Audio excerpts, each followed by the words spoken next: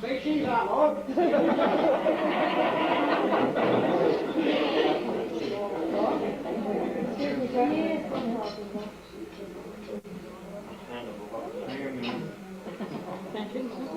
Carry up.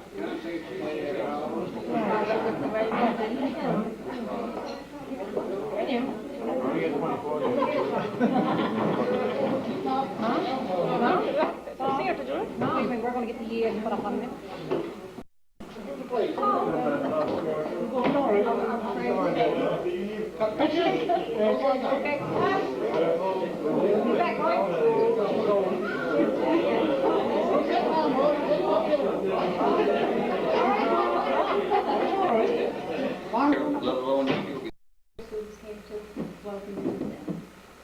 Okay.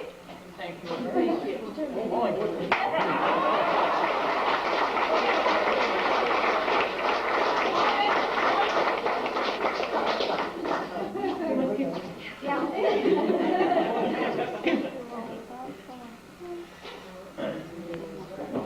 Here, a little knock-knock. Don't be surprised. It's probably my knees. It's so long since I stood up and spoke to anyone. As a matter of fact, I don't talk very much to anyone. What? Don't get me wound up. But, how will I say?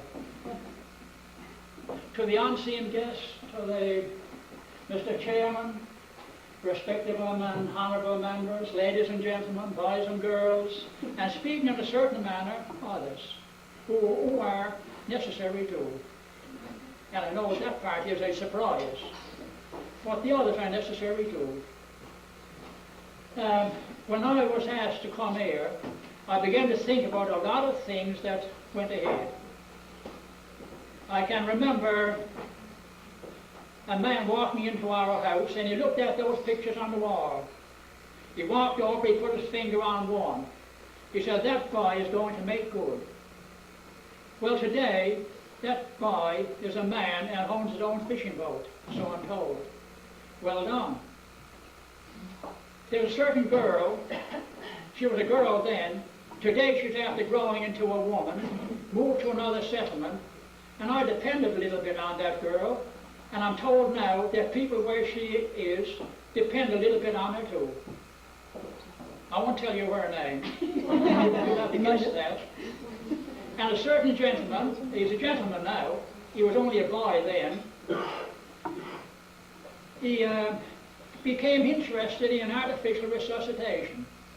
And he went to another area, he took the books out and studied it. He saved a life. Well done. I won't tell you his name, but a lot of you know him. I won't say it, but I'll find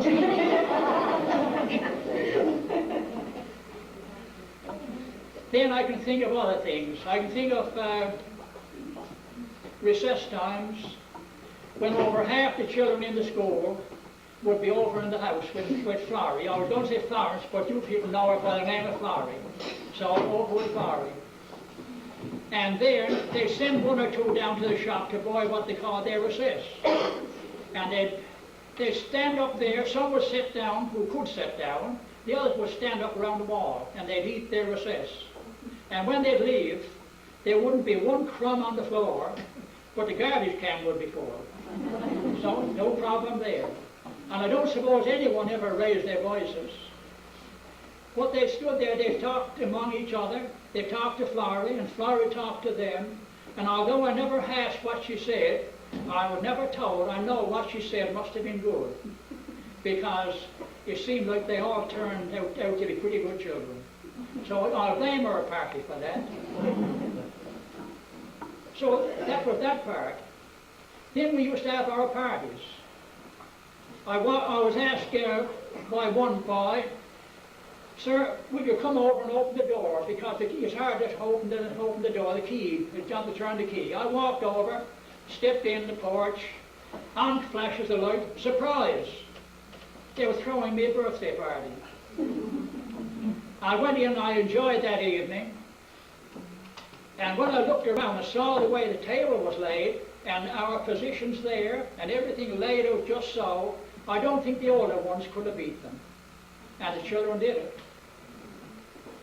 Then there was another day that I'll include Florrie with them, of course, because she was just one of the bunch. They had their pancake party. So we all sat down and ate pancakes, and the boys and the girls and Florrie, they made the pancakes, sent them around. Now they said, leave a spot for one more pancake at the end.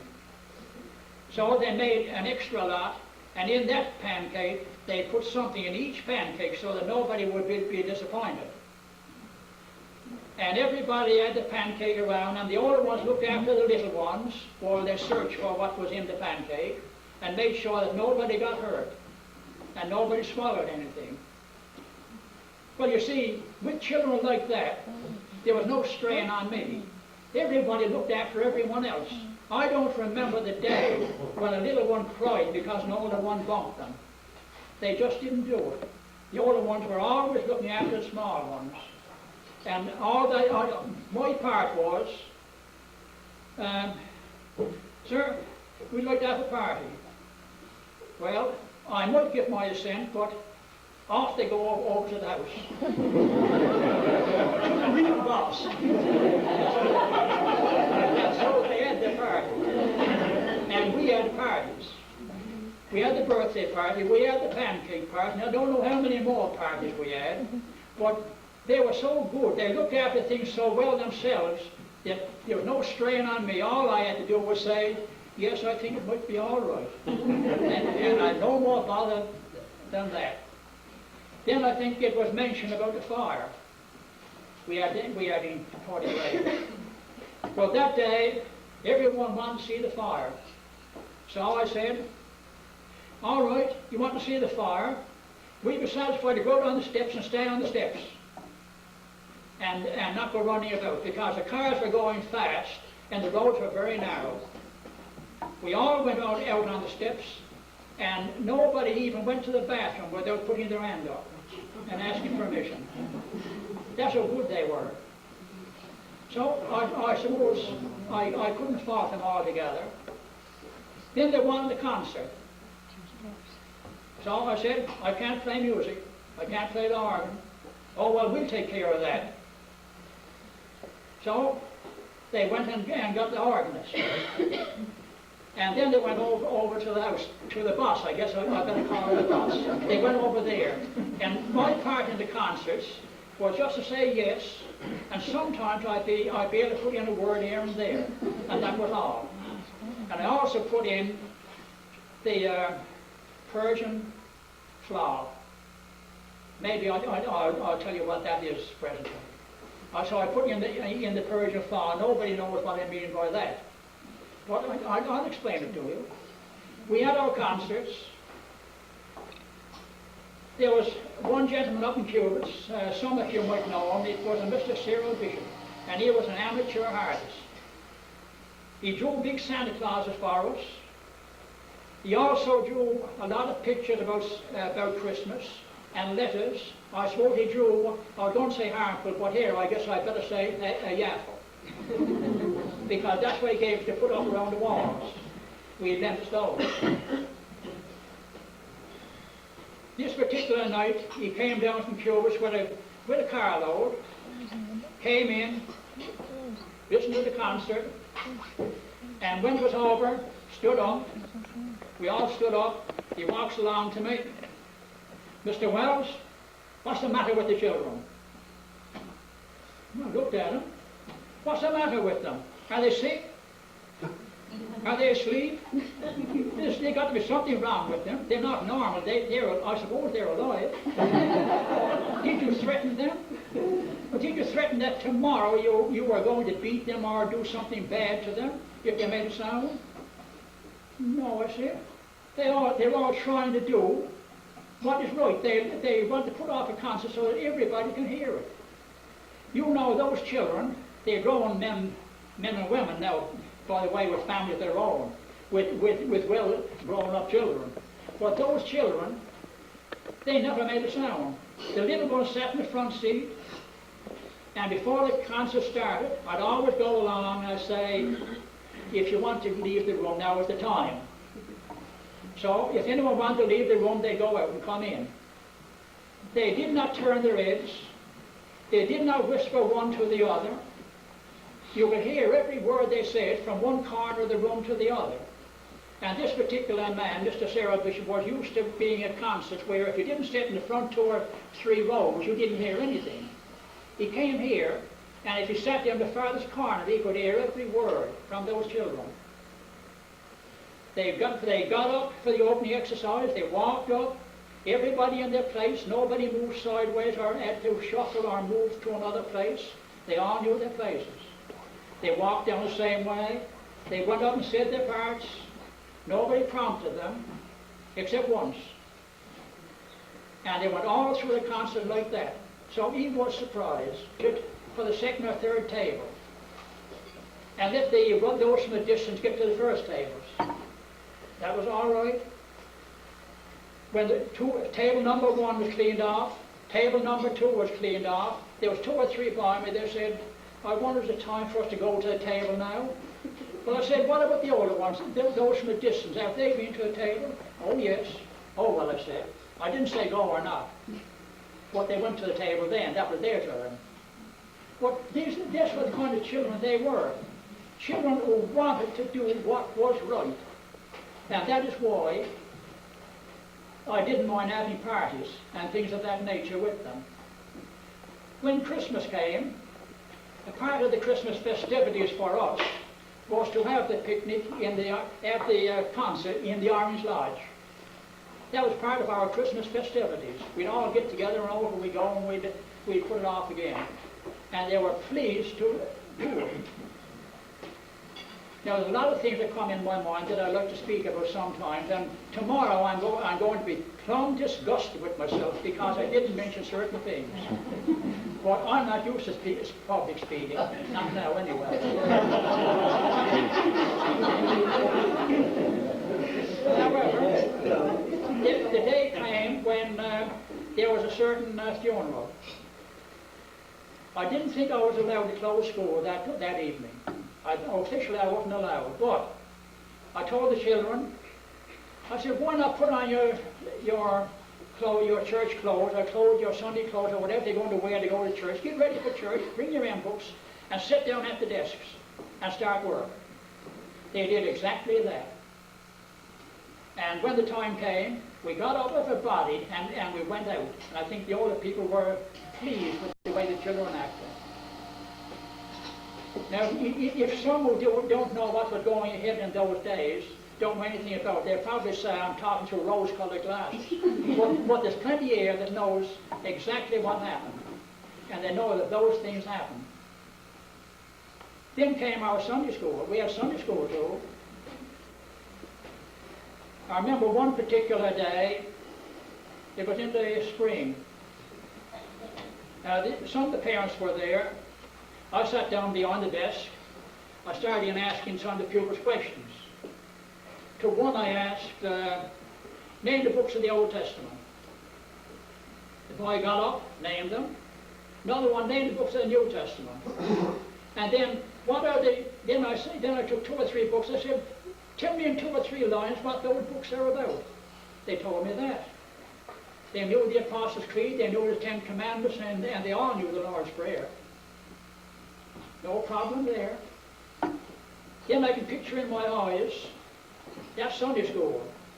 I was up behind the desk, I can see one class there, another one down there, And another class right here, a certain lady who wasn't too far away from me a short while ago was teaching that class. It was the little ones. And she wasn't a very tall lady either. And boy, it would do your heart good to hear those children singing. Of course, some of them couldn't even read, but they all knew the hymns off. And it was worth hearing, to hear those children sing.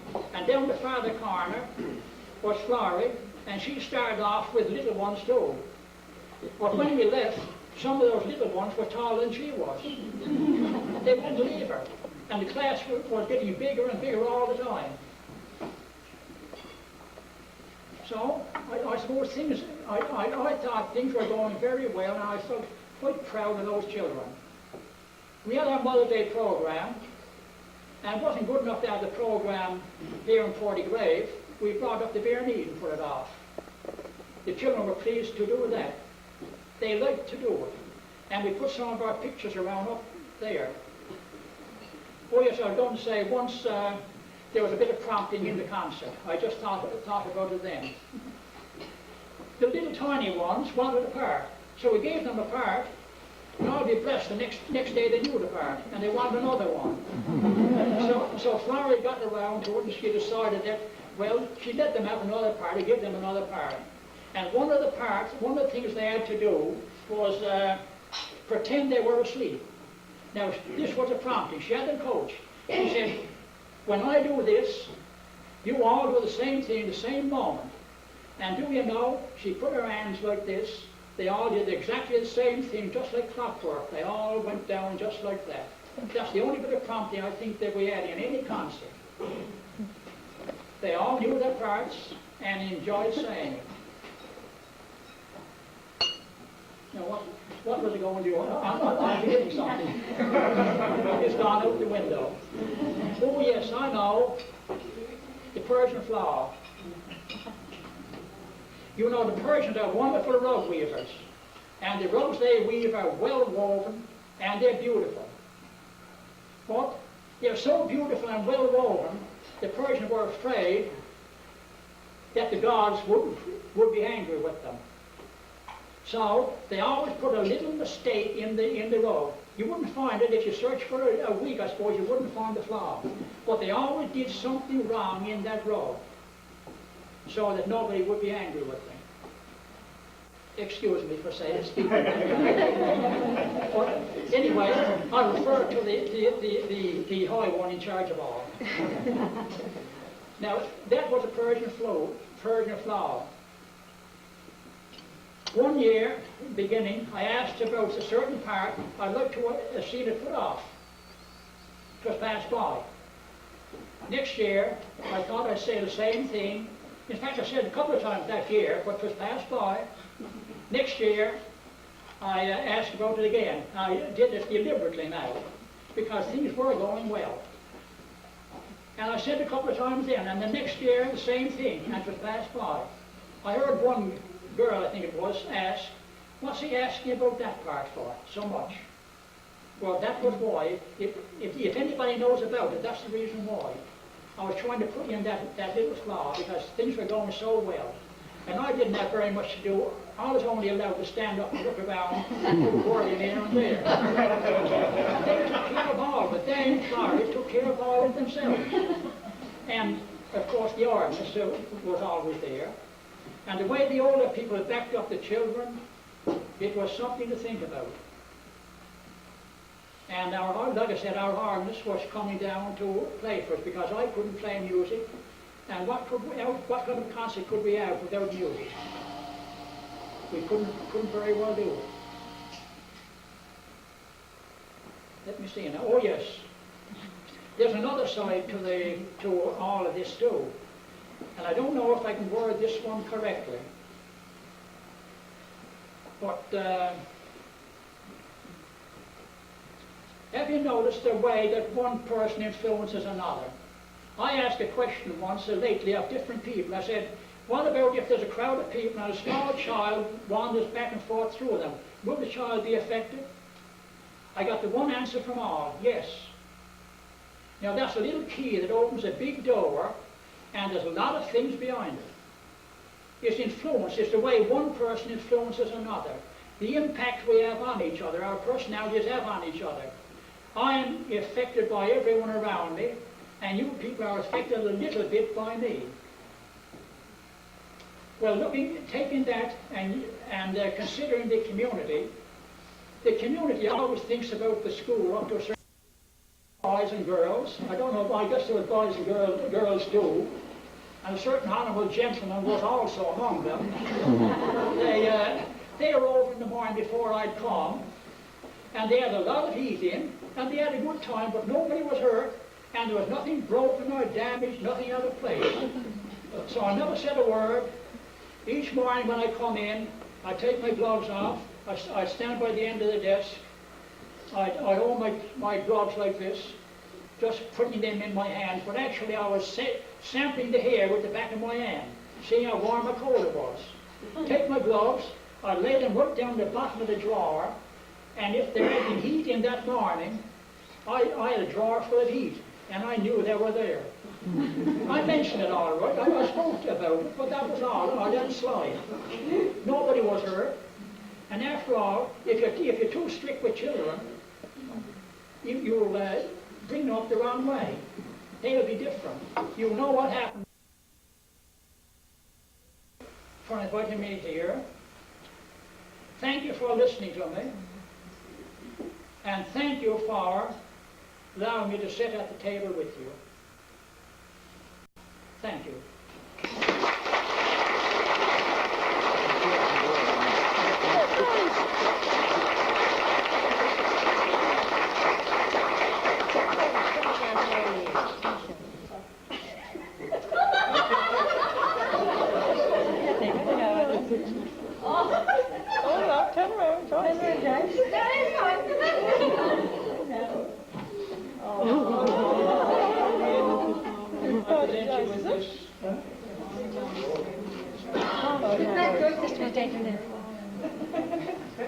Now, there's one thing I forgot to mention, but please allow me to say it now. I had small ones in school, and I mean small, young. One parent had a child. She wanted to go to school, and she hurried to go to school. Well, she said, in the name of goodness, I'll give her a book and pencil, send her over, and after the morning, that'll be all. She won't want to go anymore. But was she surprised? She kept on going. Well, some of them were 4 years old or a little older. Too young to go to school. The supervisor came in. And he looked around. Boy said, look, these are too young to go to school. They shouldn't be in school. Also, I said, please don't say a word about them. They're as good as gold. And look where they're sitting. They're sitting in front of their sister's desk or their brother's desk. And if I can't look at them, the sister and brother will give them something to do. I said, please don't say a word. That was all. He walked around. A little while after, he goes along to one little girl. What lesson did you have last night? She takes that book out. This one, would you read a couple of words? She started in reading. She read. He turned over. This lesson you had last night before? Oh, yes. She read. So after that, he started turning the pages back, and she went reading. She never missed a word. He turned around and he walked away. Thanks to her, I had no more bother with that supervisor. Mr. Wells reminisced about the whole time in school there. I think probably the most things that sticks with the children the most is probably the Sunday school. You know, with me anyway, when you look back at the pictures and whatnot in school, see that we all gathered at Sunday school, and it only shows another one of his characteristics that he sent over to us anyway. But when he came here first, you know, everything wasn't smooth sailing. And to gain the respect from a lot of his children, we few hard cases among us. And one of the big things in school, you know, years ago was the strap. Everyone had the strap. Every teacher, not only Mr. Wells, when every teacher come in, they had their own strap. And I know you don't want me to talk about this tonight because I mentioned to him earlier and he said that's not the place for it. But so like he just said on the end of it before he sat down, the discipline in schools. Teachers are not allowed to discipline children anymore. I think if they were like years ago, you'd have a lot better child, a lot better people going out in the community than you do now. But Mr. Wells, he'd walk around the school. About 12 years ago, I went out and visited him on Christmas Eve and I said, Mr. Wells, what happened to the old strap you had? He left the room and he went out in the back, and when he came in, he said, there it is.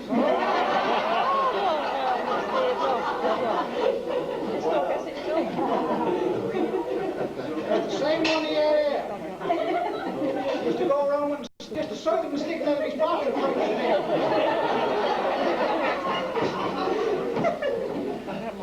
But by no way was he hard on any children, only anyone deserved the flick with this one got, and in the long run we had more respect from him. I got a couple of flicks with me.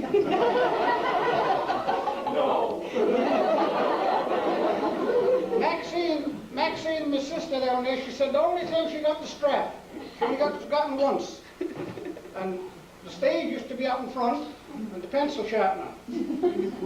She went up to sharpen the pencil, and John was stood up with the pencil sharpener, and she couldn't resist but give him a jab with the pencil. So John did the jumping ball, and Maxine got strapped.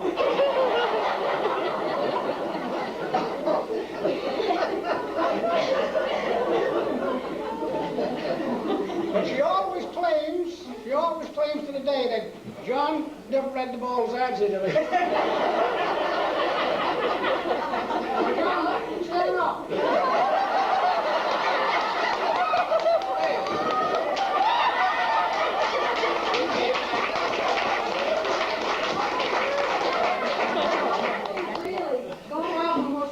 Strap. But the first time I put my hand out to get the strap, when I saw what was coming, I hauled it away. So then I got two flicks with it. Said it was a teacher's pit. And I never knew until a little while ago who the teacher's pit was here in school. And I looked at this picture. And it's easily to see. I'm going to present him with this picture now. And like Mr. Wells said, the boss, Laurie as we call her, she's on this picture, and you can see that this gentleman never only played up to the teacher, but he played up to the teacher's wife. There's a lovely picture of our MHA.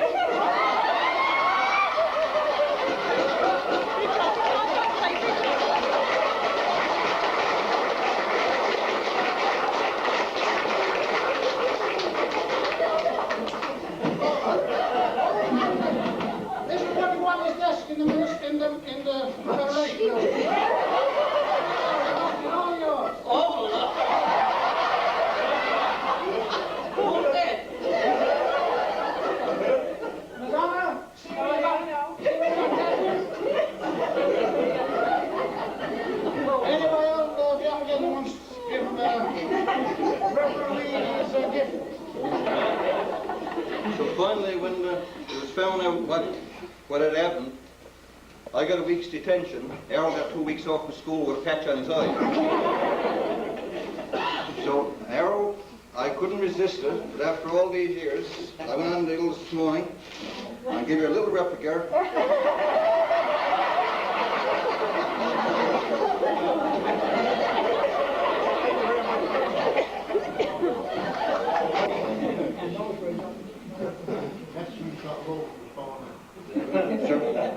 Right now I'd like to introduce a man to say a few words, and I'm going to be formal on this. We call him John all night, but we'll introduce him as the... No change. No change? We'll introduce him as John, the student, former student. John, Mr. Say a few words. Chief, Honorary Mr. Wells, ladies and gentlemen, I'm not going to be as long as Mr. Wells, I can assure you. I've wondered all those years where I got the political background and who taught me at all. So he's got to take full responsibility for it.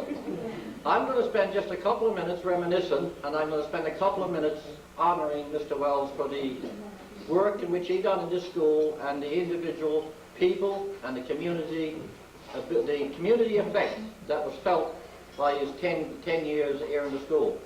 But I'm going to just reminisce, like everybody else, take advantage of the few things that we did as students here in school. I noticed Harold when Bill all out the slingshot out was like this. I don't know if he still got the jitters. But Bill said he didn't remember the first day of school. I do remember the first day I went to school. I was living up in Uncle Sam McCarthy's house. Clayton knows that. And I went to school. I was eager to go to school at 4 years old. You call it blue denim now, but we call it overalls. And they made my school bag out of overalls. And I can remember that as if it was yesterday. I was eager to get to school. One of the things of going to school in those days, you had to put up your hand to go outside to the washroom. And I wasn't too talkative then, like I'm accused of being now. But I sat in the back of the school, and Charlie Uzzy was in front of me. So you can imagine when I had my hand up, just a little fella there, about 4 years old, little short fella, and Charlie was in front of me, nobody seen it. Consequently, the floor got wet. Consequently, I had to get kicked out of school when I went home, and I got it again when I went home. But those are the little things that you remember. I remember going to school. There was a long corridor down there. And the slingshot again comes in was Harry Bussey, my good friend, and Bill Chris. And they had the slingshot there. And they would find that the teacher was out of school and they couldn't hit the ball. And I said, for the name of goodness, give it to me, would you? And they gave me, I put it up, and just as I did, bang. Just as I did, hope comes the door. Behind me. Oh, goes the hand again up. I'm going to tell you part of this one. I'm not going to tell you all, because if I do, I'm probably kicked out. But Ethel was there. Ethel, no, Ethel, this is not you. This was your sister. You just had to do it live. Somebody else always got me in trouble. I didn't get in myself. But we had the double seats. And Mary was sitting in front of us. And Mary had a habit of getting up and leaning over the front of the desk and talking to the individual who was ahead of her. So Lloyd whispered to me, I got to tell it all. Lloyd whispered to me, he said, yeah. He said, when she gets up again, she leans over like that. He said, I'm going to pull up her dress. And he said, you got to smack her.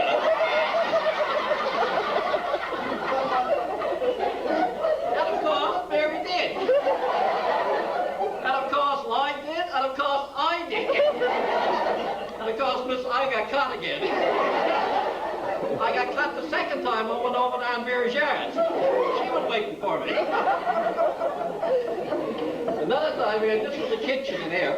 Potbelly stove. Mr. Wells was very kind when he told us about coming in before and lighting the fire, because we always used to bring out splits then to light the fire. But we always had to have the game in the morning.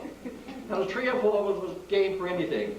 We bring over the splits in the morning, light the fire, and the folks, what we tried to do was redden the stove so much that we'd drive everybody out, so we'd have half holiday or a holiday. But we could never get it to work, except one day, we got the brainchild of Lloyd did again. And he went up and put a sod over the fire. The real day, what I want to tell you about, and I'm going to not go too many more because it would be long sitting, a lot of people want to talk. But this was the kitchen down there, yeah. I'm looking at it right now, the kitchen and the whole, remember the old Acme stove was in the kitchen? And Calvin Ralph was still in school then. And in there, we were over in the morning lighting the fire. Self and Lloyd and a couple of other boys. And Calvin, we got Calvin into school with us. So we had a plan that we get Calvin into the kitchen. Calvin Lloyd in the kitchen. So anyhow, we got him into the kitchen, and that's what he said. We all had it all planned out. So the teacher comes over and starts the school out. Where's Lloyd? Lloyd's not around. Where's Calvin? Calvin's not around. So we all played in this. Nobody knows where he was. So we pretended we didn't know where he was. So anyhow, somebody had to go looking. So Mr. Wells went looking and went in the room, and he heard something in there. And when he opened the door, out walks Calvin. There wasn't one white part on him, only the iron. I was after getting him in the stove, in there in the kitchen, and taking all the soot and blacking them all. And the only thing you could see was the whites of his eyes and his tongue when it came out. Now that was the time there was trouble in 40 grade. Lloyd's next 2 arrows will never be the same sentence.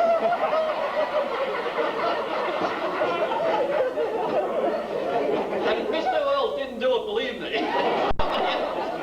Maybe you remember that? One of those things, we had a rock wall in London school, and this is one for Bill Chris. Bill was a fellow who loved a cigarette. And he had a brother-in-law who was teaching, and he used to smoke the cigarettes, and because Bill used to sneak the pack of cigarettes, and we had a famous place down in the item in the rock wall. And because what we do, we get down in the bottom of the school and having to talk down the bottom of the school until we got caught. So one of the final story I want to tell you is this was Lewis. Lewis not here tonight. Oh, this way he's gone. Don't say that. Lewis, we had a cow. We'd always have our own milk. And I'm going to make this very quick. I'm not going to tell all the details about it. But remember all the goats and stuff used to be on the school and the big Billy goat about? Well, Lewis came home one day all excited. He had this great big Billy goat tied on here, all telling Mom, you got no more words, because we were complaining when we gave up the cow and had no more milk. You got no more words, you're going to have all the milk you want. She said, I've been at it all the morning. So I only got one problem. Mom looked at it and says, what's that? He said, I can only find one tit. And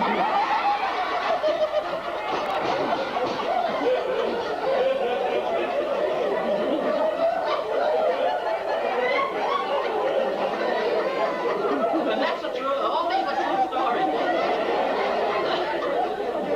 And stink, God, these things. Okay, let's get on the serious. I ain't going all night on this thing. Because some people are probably sitting in, oh God, I hope you don't tell nothing else. Because I told everything that we did here at this school, and never ever got put in the boys' home and whipped around in St. John. We survived it. I'm going to just say a few words in this manner. When Mr. Wells stood up to talk, I looked at him with a lot of admiration from a number of different aspects. Number one, 81 years old today, now this year. 81 years young, I should say. Look at his ability to stand, his ability to think, his ability to speak, and his form in which he stood here in front of everybody this evening accepting an honor. I don't think he's aged at all. I think the ability that he held the 10 years from 1954 to 1964 that he was here in Forty Grave, he still holds that gracefulness today. But I think, you know, what shone in my mind, and I suspect I'm speaking for most everybody here this evening, was his admiration for people, and his admiration for children, and his admiration for the quality that he believed that he was playing a role in working with people, not working at them. I think the skill that I've been told that I have is the ability to work and to confront with people. But I learned that here. I look around the hall, and there was only some of us here. I wish everybody would be here this evening. Probably in 1997, when we have our reunion next year, of all of Forty Grave, we'll all be back together, and jointly, as everybody that attended the school, we might get together for an hour or so and have a chat. But if we look back over all the people, that have, the quality of people that came from this little one-room school, Mr. Wells, the quality of people. I'll speak for all of the people that are here this evening. They're great people in the community, great people with their families, great people in teaching. I guess the quality of life that they learned from their 10-year, the decade here with yourself and Aunt Florrie, as we all call her, here is second to none. I taught in a one-room school when I was 16 years old. And I've heard many people say, since the Minister of Education recently, the Honourable Chris Decker, saying that we shouldn't have one-room schools anymore, that we should have larger schools, we should have all of these different changes. Yes, change must take place. And I know we have to have larger schools, I know we have to have new technology. But I think if we could hold on to some of the qualities that we gained from this little one-room school, the Sunday school, the Mother's Day programs, the Valentine, the Junior Red Cross, the little things that we learned and that we went on in life, and we keep in the back of our minds, which makes us the men and women that we are today. Who do we owe that to? We owe that to our families, we owe that to our community as a whole, but we especially owe to a gentleman who's dedicated 10 years of his life to be here and to nurture us and to talk to us and to have patience. Have patience. Believe me, the patience that a lot of us would never be able to hold. But the patience that he explained when he was talking here this evening, discipline comes in many different forms, and he understood that. So I would like to simply say to Mr. Wells, for all the things that he taught us, and all the places that we've derived ourselves today, and I got to say about myself personally, it began here in this little community of Foley Grave. It's been a hard road, but anything good is worth being hard or worth working for, and I didn't mind the hard knocks that I got along the way because I had a goal set that where I wanted to go. But it all began here with my family, and here with the church, and here with the school here. And I can tell you an whole lot of stories. I could stand for hours and hours and tell you about the good things and the education program and the things that comes to the top of your mind. But I'm going to speak, Mr. Wells, on behalf of all the kids, those who are not here, all the men and women today, but the kids that you taught during your 10 years here. And I just want to simply say in these sincere words, on behalf of all of us, a very special, sincere thank you from the bottom of our hearts and appreciation from our sons and daughters today for the quality of life that you bestowed upon us. Thank you very much, ladies and gentlemen. You can go into it. Okay, right now, I don't know if Edwina's not aware of this, but I think Charlotte, the former... Piece of paper has been a mystery all evening.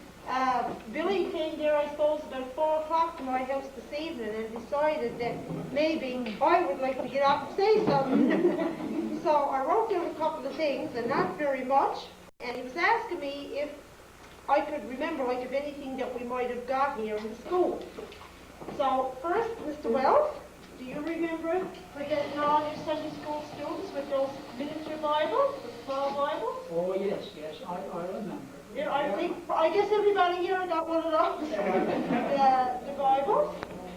And also, a book of Tom Thumb Tales that I got for having the most spelling right in grade 2. Never had that.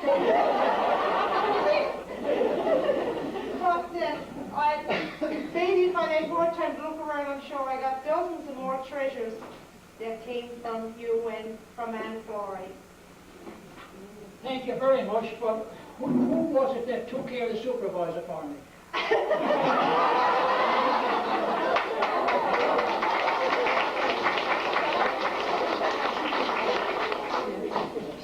I haven't got much to say, just another couple of things that probably stand out in my mind. And John and a couple more people spoke about the concerts that we used to have here. And I can remember one year myself and Joyce and Karen and 2 or 3 more were all getting ready for this concert. And Aunt Florrie made all those little white crepe paper dresses for us so we could all be the little lambs at the concert. So, I mean, that was just one example of all the trouble that she went to. And sometimes when it'd be stormy, I could see Aunt Florrie. She'd come out and she'd take a bit of knitting. And she'd sit by the stove and do her knitting rather than stay home, I guess, you know, by herself in the storm. And she would come out and do her knitting with us. Well, I said I can remember a lot of things, bobbing for apples on Halloween, and and someone probably giving you a dart down the wall. When you weren't looking.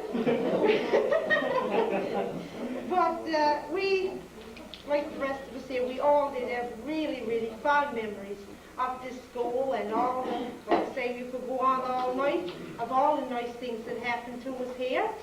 And I can't remember, some people can remember the scrap, but Mr. Wells, I can never remember, honestly, I've seen you give one person a scrap. One day I remember you strapping yourself. You stood up to show us how it was to be done. You hit your own head and you put it back in your pocket again.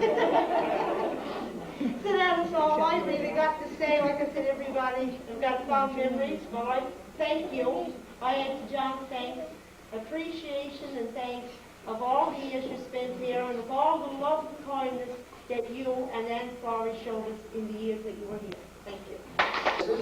About his life in a one-room school. I had a lovely time in a one-room school myself, actually in a two-room school. And I remember at the changing of the year, during the Christmas holiday, we went from a two-room school to a brand new three-room school. And I thought it was the greatest day of my life. And definitely great, great memories and great things take place when you're close to the teacher, to each other in those small schools. I have no doubt in my mind about that. I think time comes when it's time to move on and to become a part of the larger community. But without a doubt, some of the greatest memories I've had is in those one-room schools also, or two-room schools in my case. I think also a thing that makes a great difference in how a person can reflect on his effort, his time, and his life has to do with how dedicated he is to his job, how much he likes the things that he's doing. And that's just as much the case in the life of the pastoral minister as it is in the life of anybody else in any other profession or vocation. And I'm particularly reminded of an instance where two women, one day, they were mending some clothes. And they were ministers' wives, and they were reflecting on how their husbands were doing in the pastoral charge. And one woman said to the other one, says, "My poor husband, you know, he has such a terrible time. He hates to see the day begin. He's just so drained out, I'm afraid he's going to burn out any day and give it all up." And the other woman said, "Well, that's absolutely tragic, because that's not the way it was my husband at all." He says, "My husband can't wait for the new day to begin." He said, "He's just so aggressive and so energetic and so on fire that I'm afraid he's never going to burn out. He's going to go on forever." And so then they continued on mending their clothes. One was mending the knees of her husband's pants, and the other one was mending the seat. It has to do with how much effort you put into your job. How well do you like what you're doing? I think, and it certainly applies right here in the case of Mr. Wells. He thoroughly enjoyed what he was doing, so his memories were all great memories. And I can tell you categorically that my memories here, as we're drawing near to the end of our 5-year pastorate here in Clarks Beach Pastoral Charge, will be tremendous memories. We don't consider the things that we've done as being hard work at all. We thoroughly enjoyed it. It was a great pleasure and an honor to be able to come and to serve God through serving these people. And we will take away memories about and put down our hearts for the rest of our lives. And no matter where we go, our greatest memories will be of our first pastorate here in Clarks Beach Pastoral Charge. And our thanks and our gratitude definitely goes out to you people. And God bless you.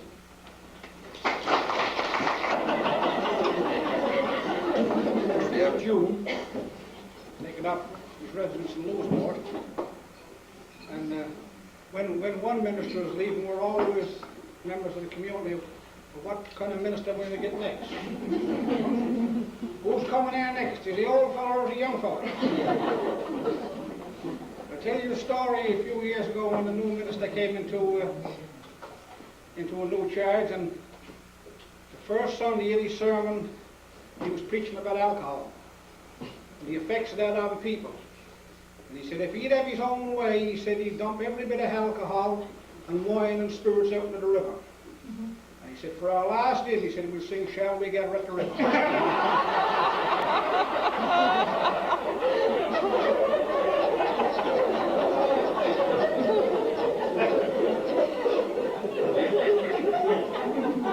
On a more serious note, I'll call your leave. On behalf of the congregation, Holy Grave, we'd like you to take just a small gift, a token of our appreciation for your dedicated service for the last 5 years. I wish you all the best, God's blessings in your new charge.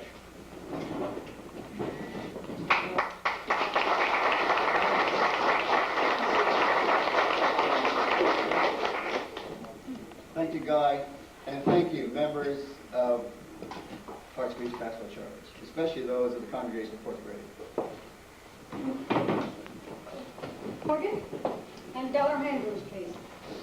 Come forward.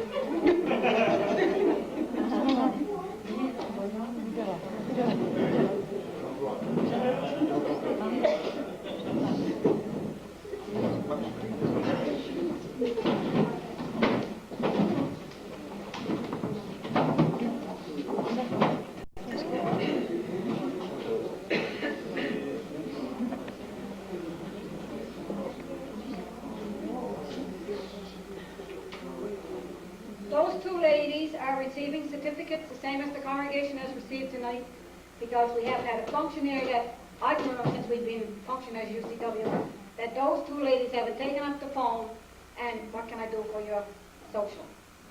So we felt that I think they should be appreciated and shown that we appreciate what they have done over the years as well. Thank you very much.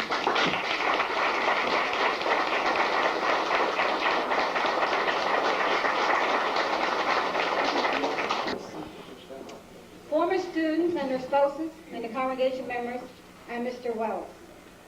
This evening would not have been such an event if we wouldn't have such a turnout. Thank you for all for coming. And ladies that donated food and helped coming on today to prepare the meal. Maxine Bishop for doing the cake for us. She's in the kitchen now. And Curtis Bullen for some of the banners, these and that one. And Nicole Kirby for banners and the printing of the names for those pictures in on this wall in here. And Mr. John Hefford, thank you for taking time from your busy schedule to be with us tonight. Mr. Bill Ralph for MC, and Mr. and Mrs. Chase, and they will come along with us.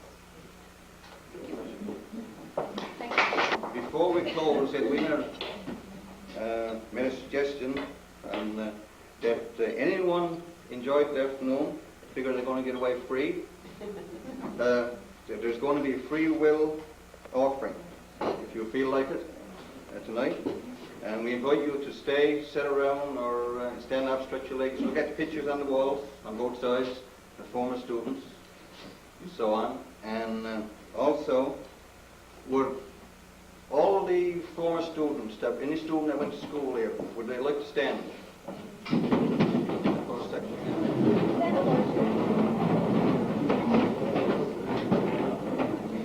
Surprising numbers.